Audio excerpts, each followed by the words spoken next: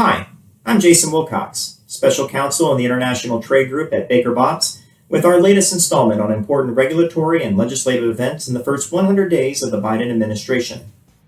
On February 11th, President Biden launched a new sanctions program in response to the Burmese military's coup against the democratically elected civilian government of Burma through the issuance of Executive Order 14014. The EO authorizes the Secretary of the Treasury, in consultation with the Secretary of State, to block the property and property interests of persons or entities determined to be responsible for attempting to reverse Burma's progress toward democracy. In coordination with the issuance of the new EO, Treasury Secretary Yellen designated 10 individuals and 3 entities connected to the military apparatus responsible for the coup, placing them on the Specially Designated Nationals and Blocked Persons List, or SDN list, administered by the Office of Foreign Assets Control, or OFAC. As a result of this action, all property and property interests of these parties that are in the U.S. or in the possession or control of U.S. persons are blocked and must be reported to OFAC. Placement on the SDN list imposes an across-the-board prohibition against U.S. persons being involved in transfers or dealings of any kind regarding property of the designated parties. This, in effect, bars U.S. persons from participating in any transaction involving a designated party or in which a designated party has an interest, unless authorized by a general or specific license issued by OFAC or otherwise exempt.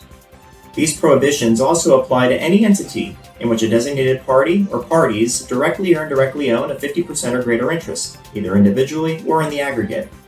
For now, these sanctions specifically target those who played a leading role in the overthrow of Burma's democratically elected government and are not directed at Burma or the Burmese military generally.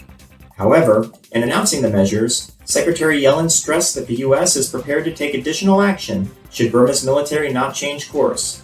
She added that if there is more violence against peaceful protesters, the Burmese military will find that these sanctions are just the first. And now, I turn it over to my colleague, Jeff Oliver, on more developments. Here's a quick update on the new antitrust legislation proposed by Senator Amy Klobucher and other top Senate Democrats. Partisan battle lines are starting to form regarding the proposed legislation.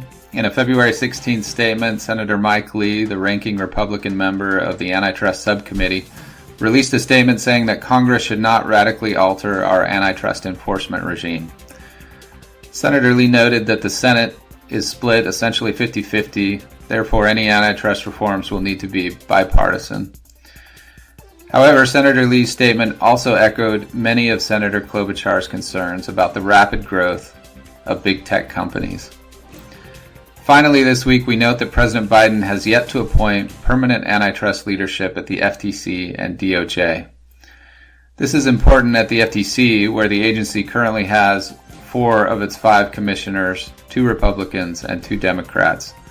The even split increases the odds of a deadlock on important decisions. Early rumors were that President Biden would appoint Lina Khan to chair the FTC. If so, this would be another ominous sign for big tech companies. Ms. Khan is among the most vocal and well-known critics of companies like Amazon, Google, and Facebook. That's it for this week. We will be back next week with further updates on President Biden's first 100 days.